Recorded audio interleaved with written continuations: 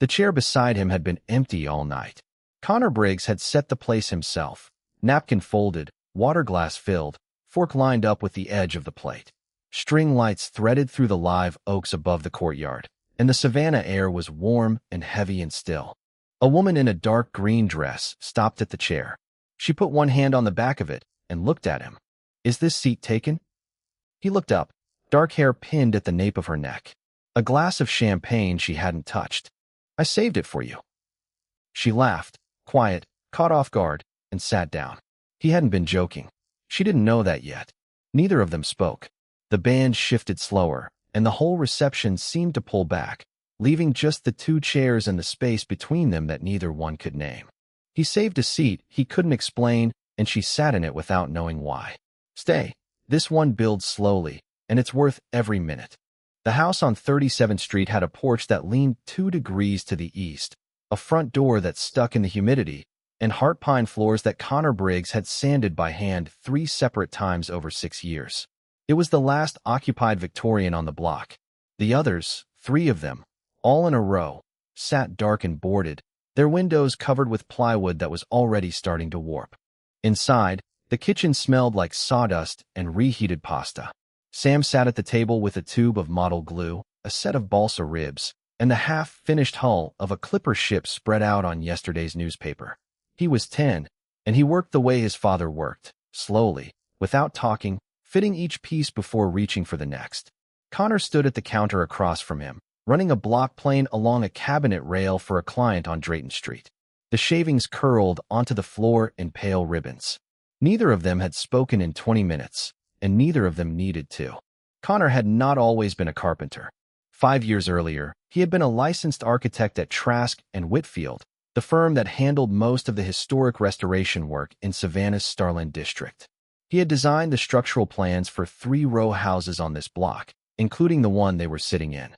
He knew every beam, every joist, every steel I-beam he had bolted into the crawl space in 2019. He had drawn the plans himself, stamped them, filed them with the county. Then Ellen died. A truck on I-16, 4 years ago, a Wednesday afternoon in October. She had been driving home from Macon. By the next morning, the version of him that could sit in a drafting room and imagine the shape of something that didn't exist yet was gone. He didn't quit. He just stopped going in. The firm held his desk for 3 months, then cleared it. His license lapsed. He bought a table saw and started taking finished carpentry jobs because the wood was real and the measurements were short, and he didn't have to imagine anything further than the next joint. The seat, that was Ellen's too. She was always late. Every dinner, every event. Connor would arrive first, pull out a chair, set a napkin, and wait. After she died, the habit didn't leave. He still set an extra place at tables where no one would sit. He never explained it. Drew Harmon was getting married today. Connor's best friend since Groves High School. Drew had told him to bring someone. Connor went alone, and when he sat down at the reception table, he set the place next to him the way he always did. Napkin, glass, fork, and left the chair pulled slightly out. Across town, in the apartment she had rented on Bull Street, Laura Kessler was zipping the back of a dark green dress. She had been in Savannah 29 days. Boxes still lined the hallway, kitchen things, books, a framed print leaning against the wall. She had taken the executive director position at the Savannah Heritage Trust because she was 34 and tired of being the number 2 in someone else's office in Atlanta. Beth Collins, now Beth Harmon, had been her roommate at UGA. "Come to the wedding," Beth had said. "You don't know anyone here yet." Laura picked up her clutch and left. Back on 37th Street, Connor set down the plane and looked at Sam's ship. The ribs were even.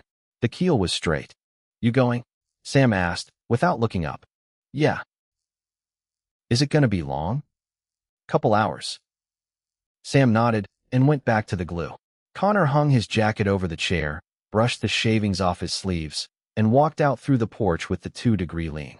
On his way to the car, he passed the boarded-up houses. 3 of them now. 2 months ago, a certified letter had arrived from the city planning office, structural deficiency review, the whole block, under the authority of the planning commissioner, Keith Darnell. Connor had read the letter twice, folded it, and put it in the drawer next to Ellen's insurance paperwork. He knew the houses weren't deficient. He had built them back to code himself. But the letter was real. and the families who had lived next door were already gone. They talked for 20 minutes before he asked her name. By then, the band had cycled through 4 songs. The champagne in her glass had gone flat, and Connor had learned that she'd moved from Atlanta, that she didn't know anyone at the reception except the bride, and that she had a habit of tearing the edges of cocktail napkins into thin strips when she was thinking about something she didn't want to say out loud. Laura Kessler. He told her his name, and she repeated it once, Connor, as if she were deciding whether it fit the person in front of her. He asked what she did. She said she ran the Savannah Heritage Trust. Her job was to evaluate old buildings and determine whether they qualified for historic landmark designation. Connor's hand, resting on the table, went still. He didn't respond right away. When he did, he asked about the food, whether she'd tried the shrimp, whether the caterer was the same one Drew had mentioned weeks ago. Laura answered. She didn't notice the shift. Drew's toast came next. He stood with his glass raised and said the usual things about Beth, how they'd met, how he didn't deserve her. Then he pointed across the room at Connor. That's the guy who can build anything. Redesigned my whole kitchen in a weekend. Didn't charge me a dime. Laura turned to Connor. Redesigned. He shrugged. I moved a wall. The word stayed with her. Redesigned. That wasn't a carpenter's word. The band started up again. Something with brass. Laura stood and held out her hand. Come on. Connor looked at the hand, then at the empty chair, then back at her. He stood. On the floor, with the lights swaying overhead and the oaks framing the courtyard, she told him about her first major assignment. A demolition review for a residential block in the Starland district. Keith Darnell's office had sent the request through the Heritage Trust's formal intake process. Foundation issues, she said. The engineering report says the buildings are compromised. If it holds up, we can't recommend landmark protection. The block gets cleared. Connor's fingers tightened against her palm. Just slightly. Just enough that she paused and looked at him. You okay? Yeah. He loosened his grip. Long night. The song ended. He walked her back to the table. The empty chair was still there. She picked up her clutch and took out a business card. Cream stock, the Heritage Trust logo in green at the top corner. She wrote her cell number on the back and set it on the table between them. In case you ever need a seat saved for you. He picked up the card, put it in the inside pocket of his jacket without looking at it. That night, Connor drove home through the Starland district. He slowed at 37th Street. His porch light was on. Sam had left it. The boarded-up houses on either side were dark, their plywood faces catching the streetlight and holding it like dull mirrors. He sat in the car for a full minute with the engine running, looking at the house he had built and the houses that were disappearing around it, before he went inside. And that was how it started. A chair, a name, and a sentence neither one of them understood yet. Monday morning, Connor stood at the counter of the Chatham County Records office at 8:15, waiting for the clerk to pull 2 files. The fluorescent lights buzzed overhead. A woman behind him was filling out a deed transfer form, and the pen she was using kept clicking against the counter in a rhythm that matched the clock on the wall.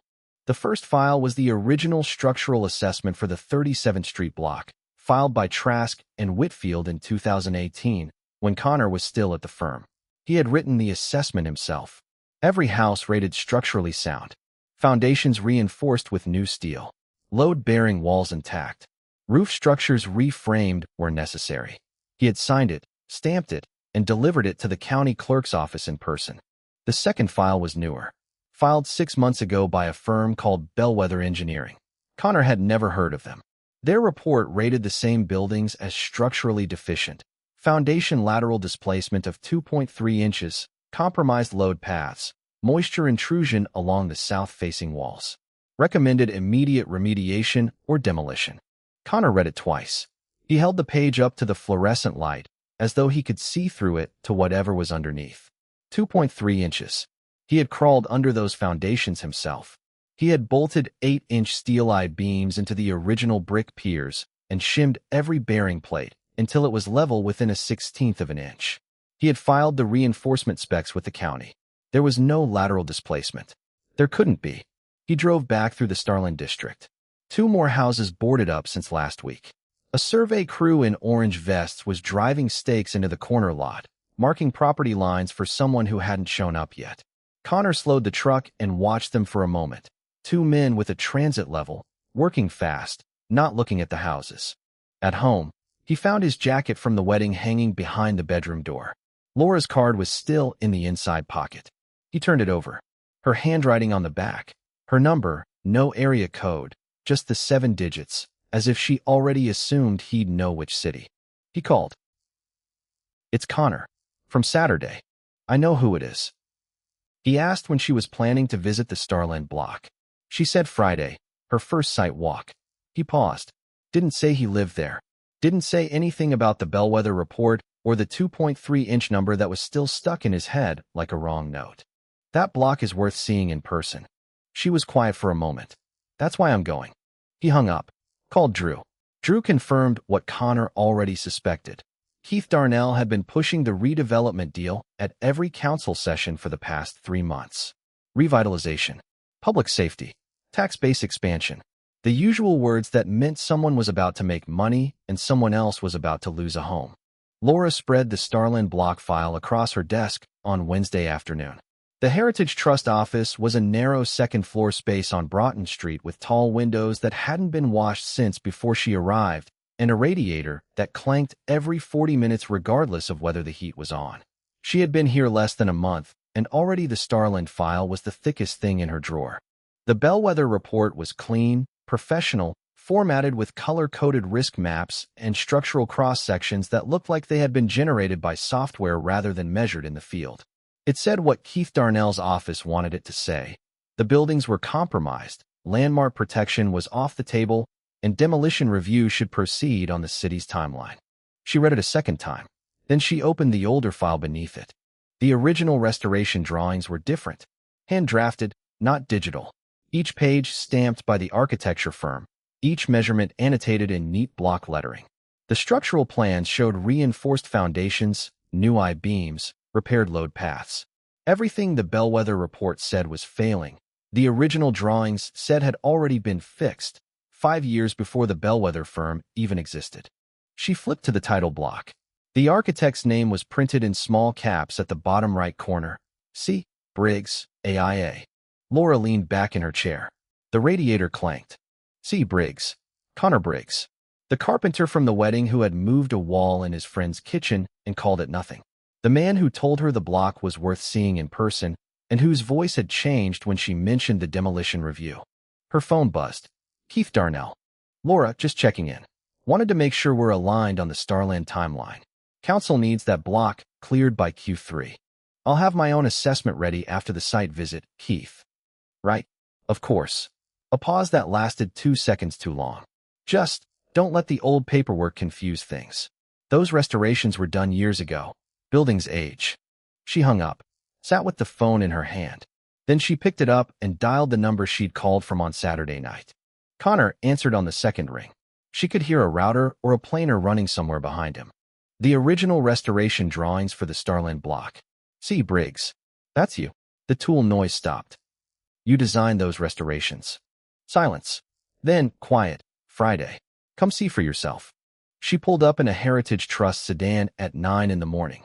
Connor was on the porch, a mug of coffee in his hand, wearing the same canvas jacket he'd had on Saturday night. He didn't look surprised. He'd known since the dance floor that this was coming. He just hadn't known when. Laura stepped out with a clipboard and a tablet and stopped at the bottom of the porch steps. "You live here?" "For years." "And before that?" "I designed it. Drew the plans, reinforced the structure, filed the specs. All 3 houses on this side of the block." She looked at the facade. The original clapboard had been stripped and remilled. The porch columns were turned, not stock. The window casings were hand-routed with a bead detail that no one used anymore because it took 3 times as long and half the carpenters in the state didn't own the right bit. "You didn't mention any of this Saturday night. You didn't ask." She walked through the house. Every room told the same story: precision, care, time. The interior had been built by someone who understood what was behind the walls, not just what was in front of them. Heart pine floors, sanded and sealed without polyurethane so the grain still breathed. Plaster ceilings restored from the original lath, smooth and even, with none of the sag or cracking the bellwether report described. Load-bearing walls with new headers and reinforced jack studs. In the hallway, she ran her hand along a door frame. The casing was flush with the plaster. No gap, no filler, no caulk line. It had been set right the first time.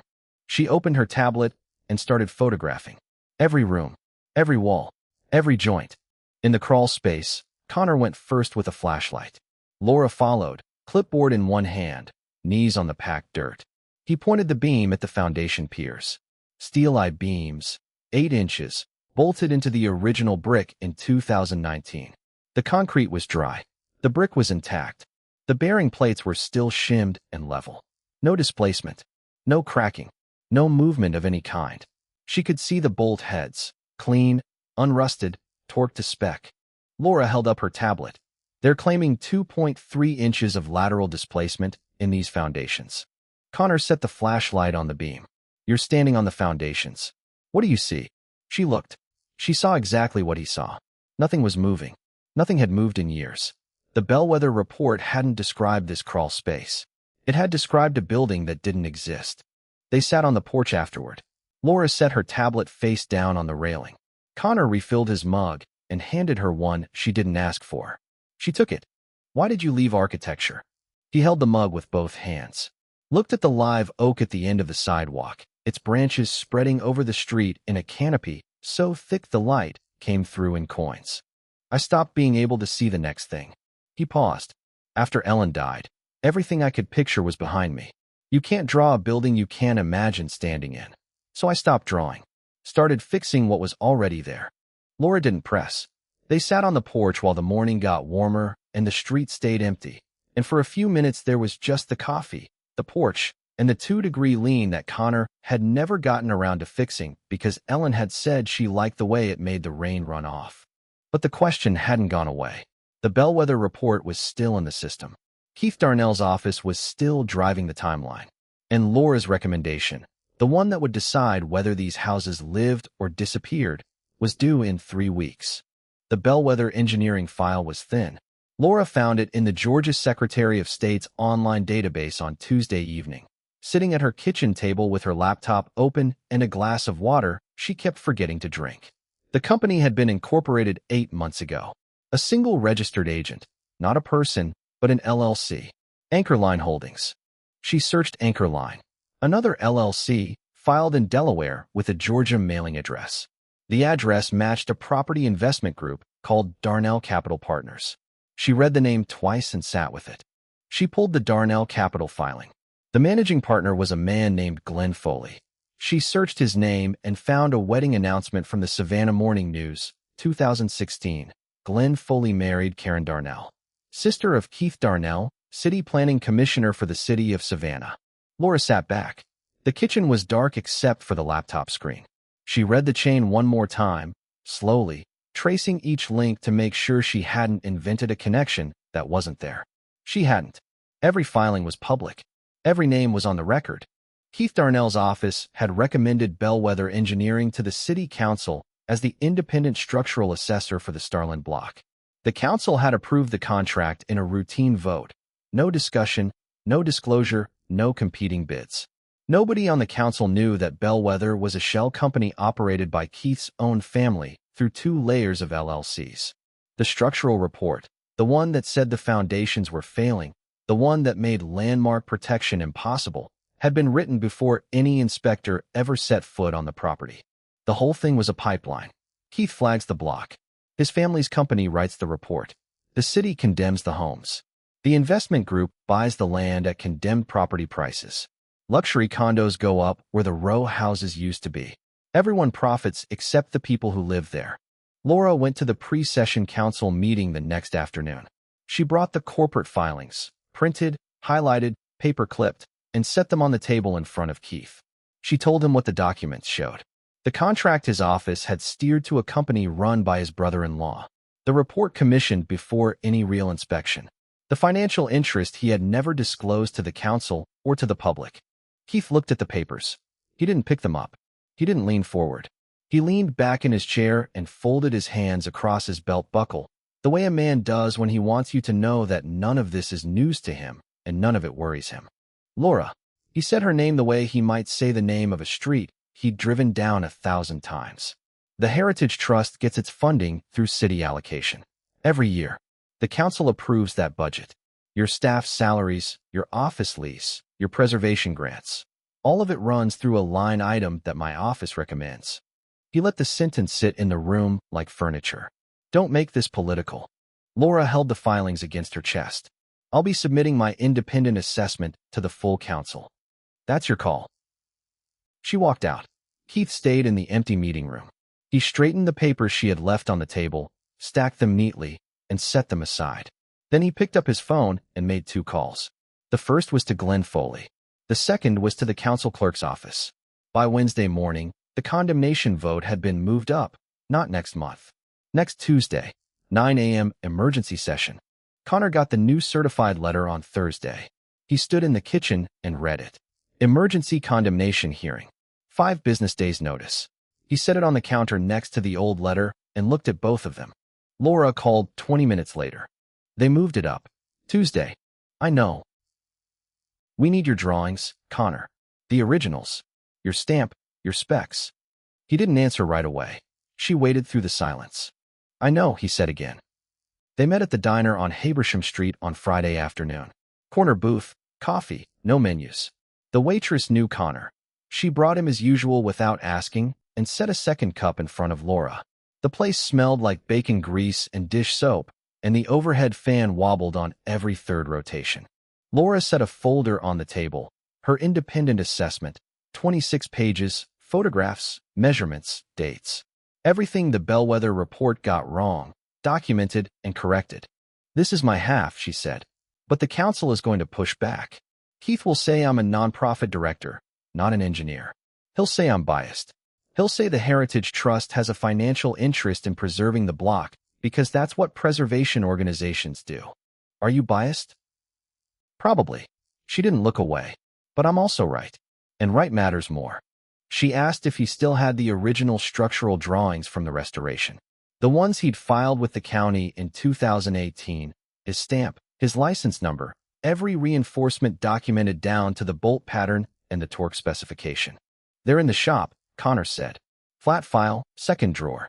Those drawings are the evidence, Connor.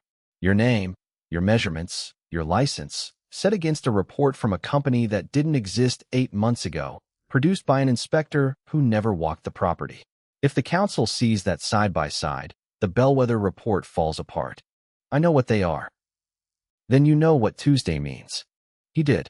Tuesday meant standing in front of the city council in a room full of people and identifying himself, publicly, on the record, for the first time in 4 years, as the architect who designed the Trask and Whitfield restorations.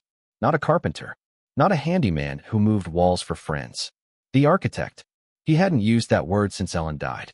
He hadn't wanted to. They drove to his workshop, the garage behind the house, with a concrete floor and a workbench that ran the full length of the back wall. He opened the flat file, a wide, shallow cabinet with 10 drawers, and pulled the drawings from the second one. 3 rolled sets, each tied with cotton string that Ellen had bought at the hardware store on Abercorn Street because she thought rubber bands left marks on the paper. He untied the first set and spread it across the workbench. Weighed the corners with a clamp and a can of wood stain. Every beam labeled. Every joist measured. Every I-beam reinforcement noted with the installation date, the spec number, and the load rating. His initials in the lower right corner. His license stamp above them. The date, March 2018. And in the margin, in handwriting that wasn't his, a small note in pencil, our street, with an arrow pointing toward the house on the left side of the elevation drawing. Ellen had written it the day he brought the plans home to review. She had been standing behind him at this same workbench, leaning over his shoulder with a cup of coffee in her hand, and she had picked up his pencil and written those 2 words and drawn that arrow, as if she were claiming the whole block for the 2 of them. He hadn't erased it. He never would. He rolled the drawings up, tied them again with the same cotton string. Tuesday, he said. Laura nodded once. That was enough. The council chamber on Bull Street had 18 rows of public seating and a raised dais with 7 chairs for the council members. By 8:45 on Tuesday morning, every seat in the gallery was taken.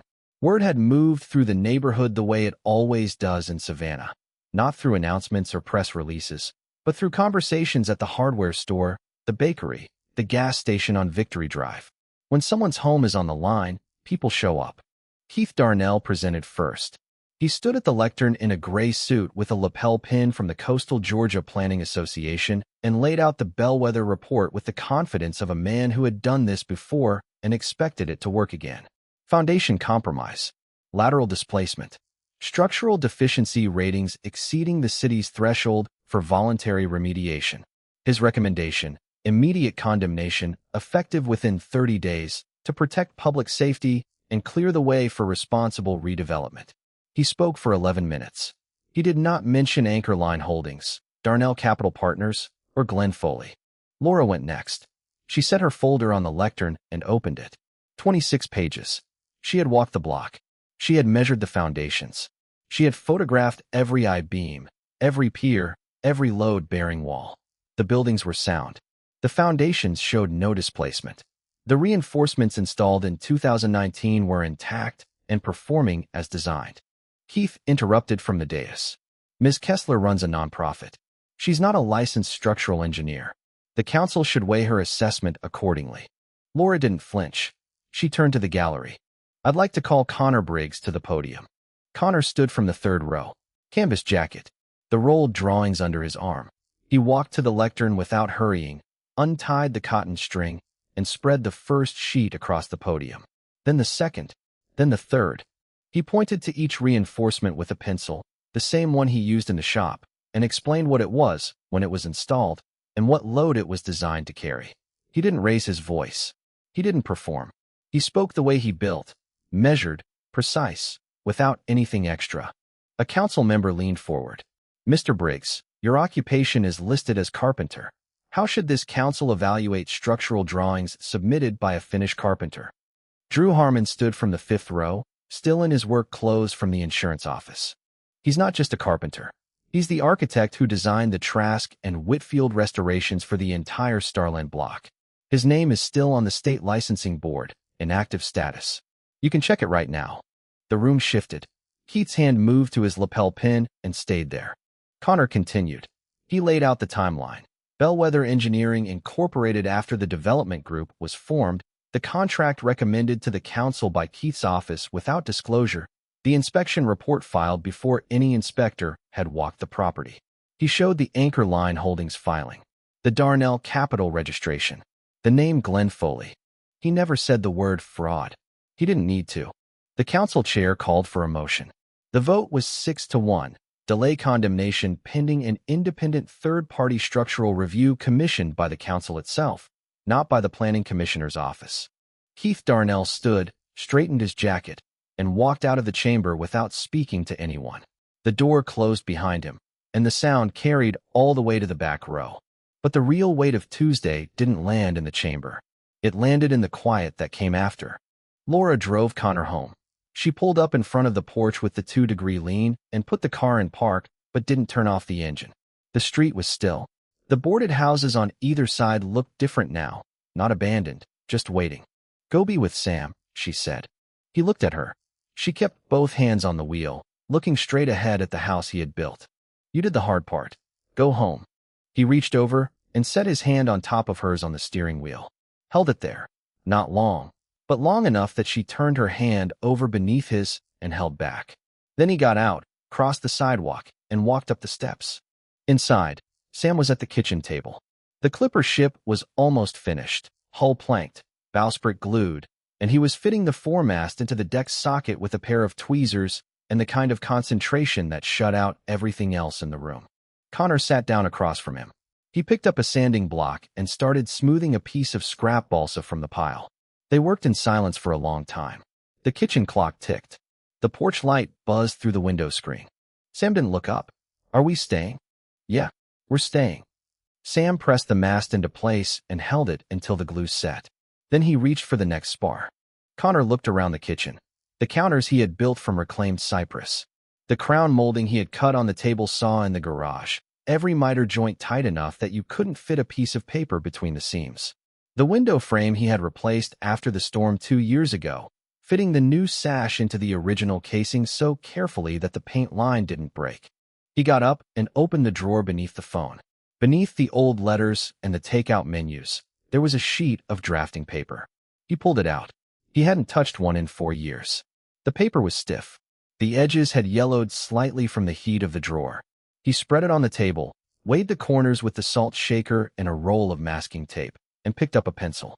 He began to draw. Not a repair. Not a cabinet. A building, open walls, high ceilings, long workbenches running down the center. Something that didn't exist yet. Something he had to imagine first. Sam glanced over at the paper, watched his father's hand moving across it. Didn't say anything. Went back to his ship. 3 weeks later, the independent structural review came back. Every building on the 37th Street block rated sound. Foundations intact. No displacement. No structural deficiency of any kind. The condemnation was dismissed. The State Ethics Commission opened an investigation into Keith Darnell the same week. Undisclosed financial interest. Failure to recuse. Directing a city contract to a family member's company through layered shell entities. Keith resigned from the Planning Commission on a Wednesday afternoon without a statement. He cleaned out his office and was gone by 5. The Savannah Heritage Trust filed for historic landmark designation for the Starland block on the first Monday in November. Laura signed the recommendation herself at her desk on Broughton Street, with the radiator clanking and the late autumn light coming through the tall windows at an angle that put a long gold stripe across the floor. The State Historic Preservation Office approved the designation 6 weeks later. Connor's row house, and every house on the block, was now officially protected. No demolition, no condemnation, no redevelopment without review and consent. The boarded houses came down from their plywood the following spring. 2 families moved back. A third house went on the market and sold in 9 days to a young couple from Hinesville who wanted to restore it themselves. Connor offered to help with the foundation work. They accepted. On a Saturday morning in early December, Laura pulled up to the house on 37th Street with 2 cups of coffee from the shop on Bull Street. The air was cool, Savannah cool, which meant 62 degrees and a breeze that smelled like river water and pine bark. Sam opened the front door. He knew her by now. She had been coming around for weeks. Not every day, not on a schedule, but often enough that he had stopped looking up when she knocked. He held the door open, then walked back to the windowsill where his finished clipper ship sat in the morning light, its cotton sails taut, its hull smooth and sealed. Connor was on the back porch. 2 chairs. He had pulled the second one out before she arrived, set it at the same angle, the same distance from the railing, the same slight pull-out that he had done at the wedding reception 3 months ago. He was holding a mug and looking at the live oaks at the back of the yard. Their leaves had gone bronze, but hadn't fallen yet. Laura stepped through the kitchen and onto the porch. She saw the chair. She stopped. "Is this seat taken?" Connor didn't turn around. He lifted his mug and took a sip. "I saved it for you." This time, neither of them laughed. She sat down. He handed her the second mug. She took it with both hands and held it against the cool morning air. The street was quiet. A cardinal landed on the porch railing and stayed for a moment, its head turning, before it lifted into the oaks. Somewhere down the block, someone was running a table saw. The new couple, probably, starting their own restoration. Sam came out through the screen door. He was carrying the clipper ship, finished, every plank in place, every line tied. He set it on the porch railing between the 2 chairs, adjusted it so the bowsprit pointed toward the yard, and sat down on the top step with his back against the post. Connor's drafting paper was on the table behind them. Laura had seen it. He'd been working on it for weeks now. A design for the empty lot at the end of the block. A community workshop. Open walls on 3 sides, a standing seam metal roof, long workbenches down the center, tool racks along the back wall. A building for the neighborhood. A building that hadn't existed until he sat down at the kitchen table one Tuesday night and started imagining again. She put her hand on the drawing. Didn't say anything. Just rested her palm flat on the paper, over the elevation where he had sketched a row of windows facing the street. The 3 of them sat on the porch. The live oaks moved in the wind. The street was still, and the morning was wide open, and the chair beside him was no longer empty. He'd been saving that chair for 4 years. He just hadn't known who it was for.